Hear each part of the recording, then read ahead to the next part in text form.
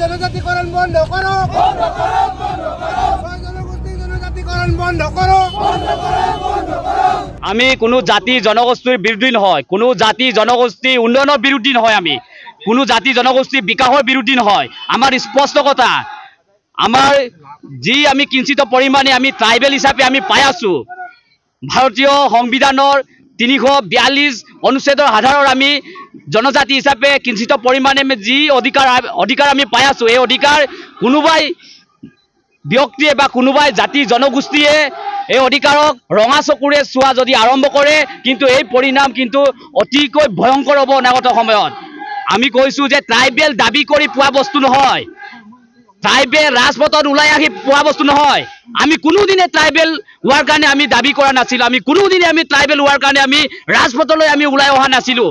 আমাৰ স্পষ্ট কথা, আমাৰ ভাৰতীয় সংবিধানে এই পিছপৰা জনগোষ্ঠী হিচাপে বা পিছপৰা জাতি হিচাপে আমাক ট্ৰাইবেল হিচাপে আমাক 342 অনুচ্ছেদৰ আধাৰত আমাক নামাকৰণ কৰি আমাৰ ভাষা, কৃষ্টি, সংস্কৃতি, ঐতিহ্য, আমাৰ ভূমি অধিকাৰ, আমাৰ ভূমি প্ৰটেকশ্যন দিবৰ কাৰণে যি ট্ৰাইবেল হিচাপে আমাক ভাৰতীয় সংবিধানে আমাক স্বীকৃতি প্ৰদান কৰিছে। কিন্তু এই অধিকাৰক কোনোবাই ৰঙা চকুৰে মাহিমাই চকুৰে কোনোবাই যদি চাবলৈ আৰম্ভ কৰে, কিন্তু এই কথা কিন্তু অনাগত সময়ত কিন্তু ইয়াতকৈ ভয়ানক পৰিস্থিতি হ'ব।